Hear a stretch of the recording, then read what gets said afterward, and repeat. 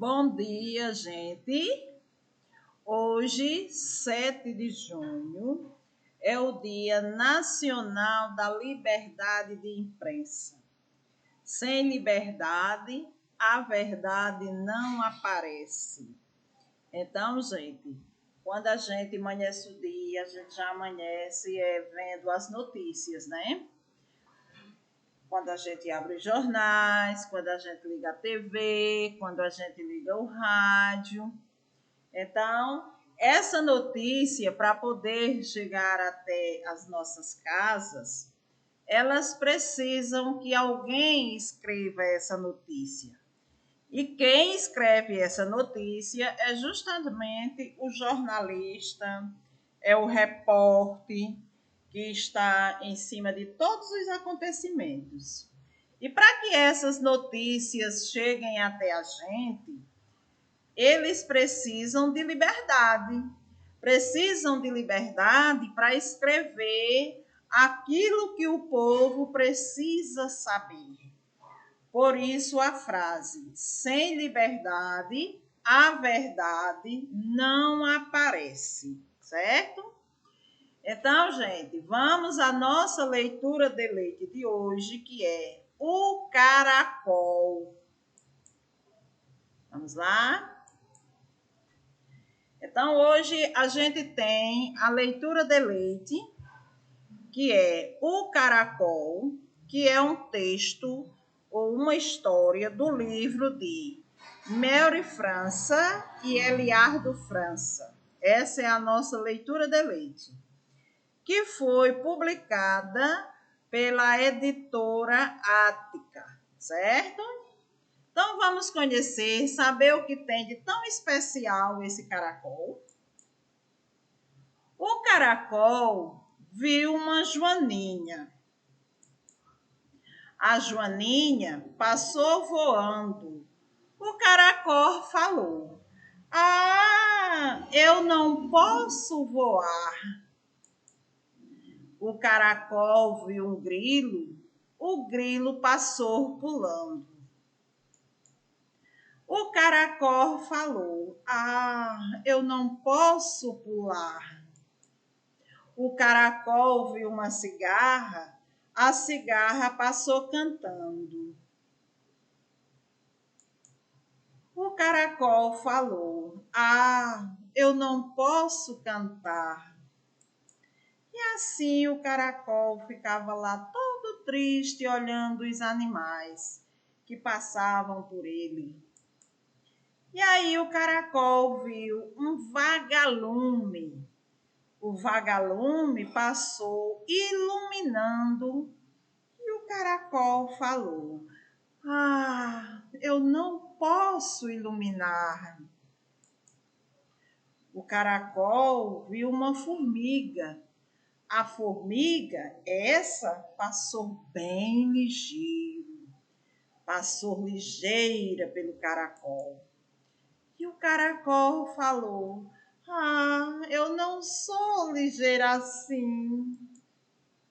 E ele sempre triste porque não tinha as mesmas habilidades que os outros.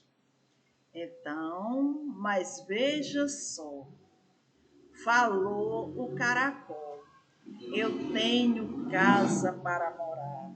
Quer dizer, todos aqueles animais que passaram por ele e que ele queria tanto imitar, né? Queria tanto as habilidades deles, como cantar, voar, andar ligeiro, mas nenhum deles tinha uma casa como ele. E ele tinha essa casa confortável, né? Olha aí a casinha dele, ele só com os olhinhos de fora. Quer dizer, ele aonde for, ele leva a sua casinha, né? Então, gente, essa foi a nossa leitura de leite de hoje, certo? E a gente vai agora para a nossa aula de português, aonde nós vamos continuar falando sobre o conto. A semana passada, a gente viu que o conto, ele tem seus elementos, não foi isso? E agora, nós vamos ver que além dos elementos que compõem o conto, que está dentro do conto, a gente também tem os momentos de dentro do conto que a gente tem que saber identificar que momentos são esses, certo? Então, vamos lá. Então, momentos e elementos da narrativa. Veja só, a narrativa, ela é o quê? É um conto, né? Um conto é uma narrativa. Por quê? Porque ele conta uma história, né? Então, aí a gente tem um castelo, a gente tem uma empregada doméstica, a gente tem aí dois bichinhos que com certeza fazem parte da história desse castelo. Então, gente, nós vamos conhecer hoje os momentos da narrativa, ou seja, do conto, porque o conto é contar uma história, é narrar uma história. Então, a gente conheceu os elementos e hoje nós vamos conhecer os momentos. Vamos ver os elementos. Vamos rever esses elementos. Quem são os elementos? Personagens, tempo, espaço, ação e narrador. Personagem é quem? Quem é que participa daquela história? Tempo. Quando é que aconteceu aquela história? Espaço. Aonde aconteceu aquela história? Ação. O que aconteceu? Qual foi o motivo daquela história? O que foi que os personagens fizeram dentro daquela história? E o narrador, que é quem conta a história, como a gente já viu, não é isso, gente? Então, enredo, o momento da narrativa. Veja os momentos da narrativa. Quem são os momentos da narrativa? A situação inicial. A situação inicial é uma situação de equilíbrio.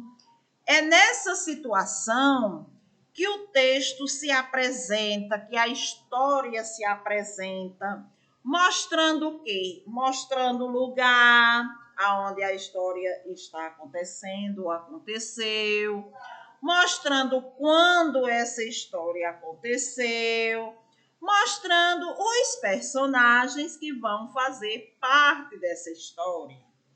Então, nessa situação inicial, ou seja, no início da narrativa, não tem nenhuma confusão.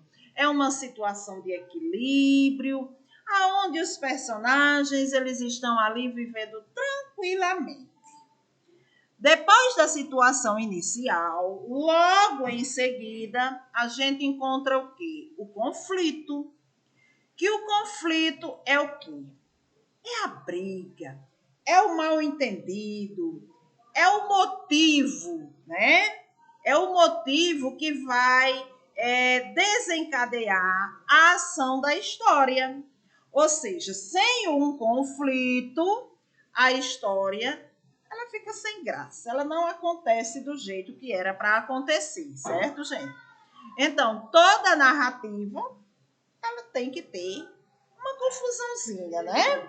Então, esse conflito é justamente a confusão. Eu costumo dizer que o conflito é a confusão aonde os personagens vão procurar resolver, certo? Aí vem o clímax. O clímax é o momento de maior tensão da história.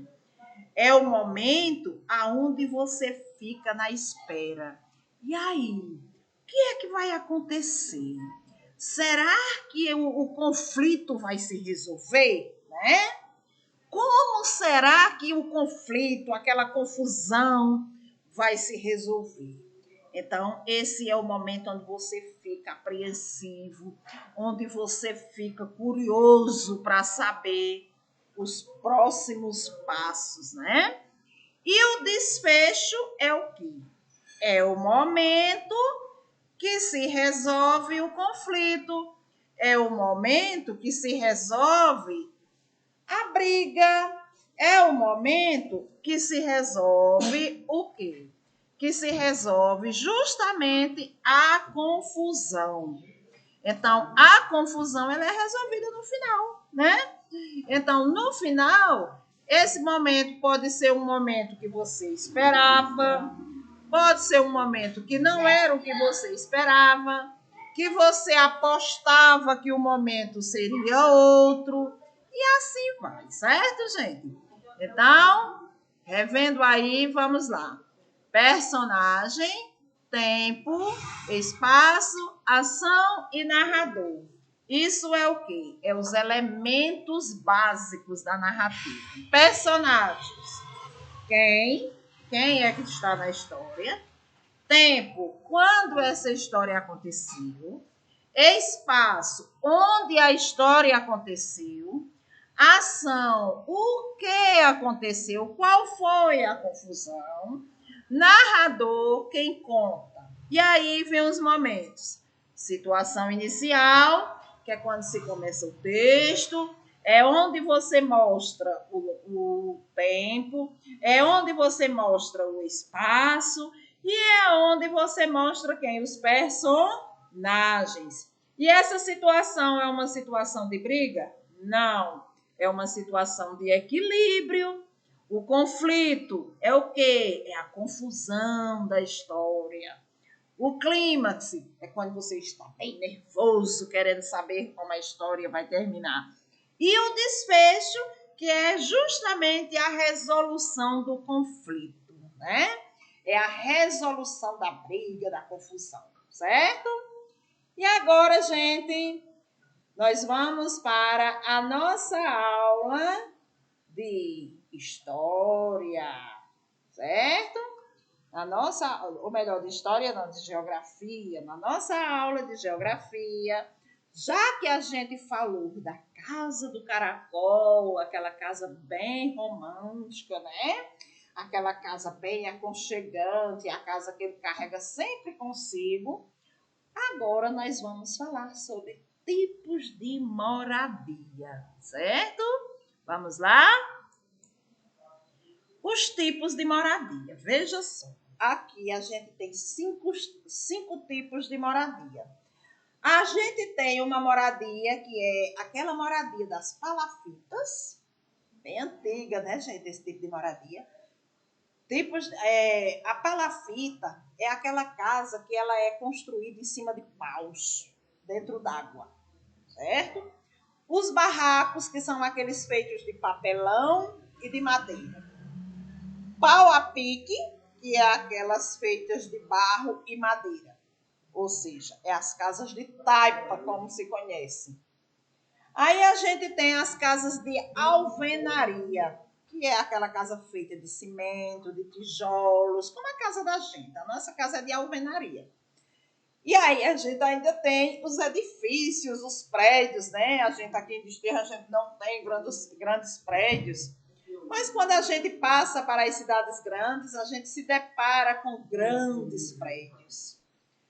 Vamos ver aqui uma casa de pau a pique, que essa casa de pau a pique é uma casa que está onde? Lá na zona rural. A gente não encontra uma casa, de pau a pique na cidade. É muito difícil a gente encontrar uma casa nesse estilo na cidade. Mas se a gente encontra esses tipos de casas lá na zona rural, o homem do campo, né? A gente vem falando tanto do homem do campo, do espaço rural. Então, essas casas aqui é mais comum a gente encontrar na zona rural, que é a casa de taipa. Olha só, a madeira, olha os pauzinhos aqui, ó. E ainda vem aqui o barro, né, que eles botam para fechar essas flechazinhas. E aí vem uma cerquinha de arame, a madeira aqui encostada, uma janelinha, toda simplória, muito simples, né? Vamos ver aqui como é que evoluiu essas casas. Então, aos poucos, os seres humanos eles foram aprendendo a utilizar melhor os elementos da natureza. Porque se a gente voltar para essa primeira casa aqui, a gente vê que essa casa aqui, ela foi construída com elementos da natureza, né, gente? A madeira, que ele tirou da natureza, o barro que ele botou aqui junto com essa madeira, fazendo as paredes, ele também retirou da natureza, né, gente? As portas ele tirou da natureza, o telhado ele retirou da natureza, não é verdade? Então, tudo aqui desta casa foi retirado da natureza. Então, o homem, ele se aperfeiçoou com os elementos da natureza para construir suas moradias. Então, eles inventaram um meio de produzir o quê? De produzir tijolos. Esses tijolos foi pegando o barro, né, fazendo aqueles quadradinhos, cozinhando os blocos de barro em altas temperaturas e passaram também a combinar na construção 2 ou mais tipos de elementos, como o tijolo, a pedra e a madeira, todos tirados de onde? Da natureza. E também o cimento, que para poder o cimento chegar até a nossa construção, ele também precisa de alguns elementos de dentro da natureza. Então, desta forma, começaram-se a construir casas mais resistentes, porque se a gente lembrar, né, da primeira casa aqui, essa primeira casa, ela não é uma casa tão resistente, né, minha gente? A chuva, ela vai acabar mais rápido com as paredes dessa casa, né? O homem do campo, o homem que construiu essa casa, ele pode até se abrigar bem por 1 ano, 2, 3 anos, mas a chuva, ela pode degradar essas paredes com o tempo, né? Então, quando ele inventou o tijolo, o cimento, inventou de colocar a pedra e a madeira, ele criou casas mais resistentes, como os prédios de apartamentos. Então, as casas, elas se modificam com o tempo, né? Veja só, aqui nessa segunda imagem. Nessa segunda imagem, a gente tem aqui uma casa, 2 casas, 3 casas, 4 casas. Se a gente observar, essas casas, elas têm assim um perfil, né?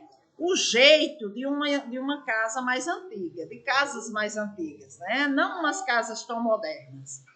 Quando a gente passa para esse primeiro modelo aqui, a gente vê casas já com uma construção em cima da outra, não é verdade? Então, aqui ela já é mais moderna.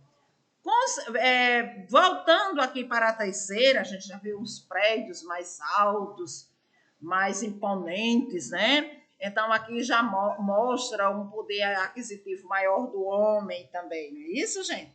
E ainda existe aquelas casas mais simples, como essa aqui da quarta figura que a gente vê, que são aquelas casas mais simples, que a gente vê que pessoas mais humildes podem estar morando aqui, né, gente?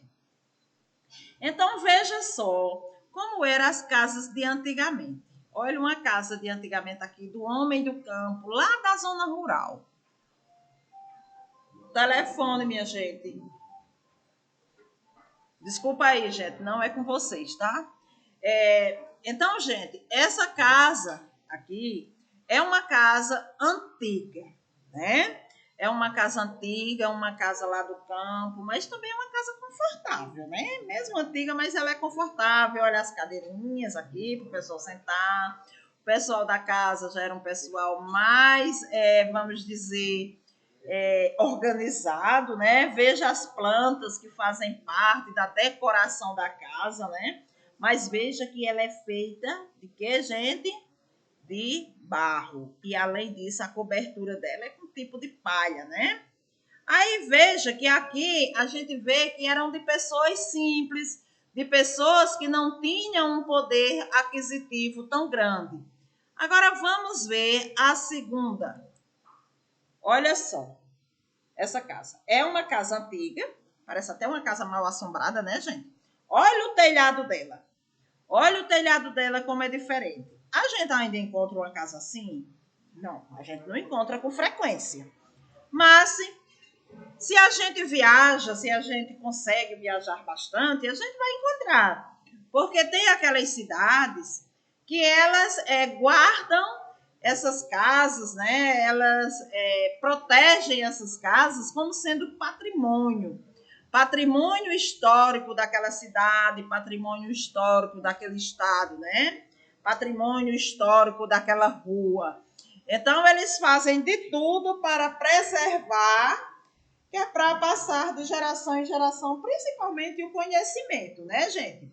Então, a gente vê aí que a gente tem um telhado, parece até um castelo, né, gente? Mas essa casa aí, com certeza, não foi uma casa de uma pessoa tão simples. Com certeza, isso pode ter sido um fazendeiro, um bom produtor de café, né? Lá da antiguidade, lá bem atrás da gente, né? Então, é uma casa antiga. Olha só as casas antigas por dentro. Olha os móveis, como era, gente. Olha a mesa. Olha os objetos que eles tinham. Então, tudo muito antigo. Olha um banheiro de uma casa antiga. Olha só, olha a cadeira que a pessoa sentava no banheiro.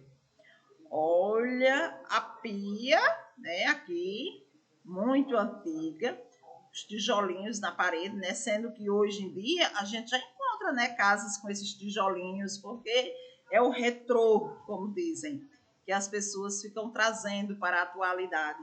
A banheira para tomar banho, porque nessa época eles não tinham o chuveiro ainda, né? Era a banheira, eles não conheciam ainda esse termo chamado chuveiro. Eles utilizavam essa banheira e, além de utilizar essa banheira, a água, quem não ia tomar banho frio, tomava banho esquentando água na chaleira e botando aqui, temperando a água, né? Para poder tomar o banho. Então, isso aqui é um banheiro antigo, de uma casa antiga. Olha essa cozinha. Uma cozinha bem antiga, né, gente? Olha a mesa, uma mesa de madeira com gaveta, né? Olha as mesas antigas, tinha gaveta, os banquinhos, o fogão a lenha, olha a grelha aqui, a chapazinha onde assava a carne. Olha aqui, olha aqui o tripé onde se coloca. Ave Maria, quem não tinha um tripé desse na sua casa não era chique. Então aqui era todo mundo muito chique, certo? Fogão a lenha, comida gostosa do fogão a lenha, a cestinha aqui de fazer a feira, o forno de assar o bolo. Gente, tudo muito bom. Tempos bons esses, certo? Então, gente, esses são os tipos de moradia, certo, gente? Então, essa foi a nossa aula de hoje e eu vou colocar a atividade lá para vocês, certo? Ok? Muito obrigada e até amanhã.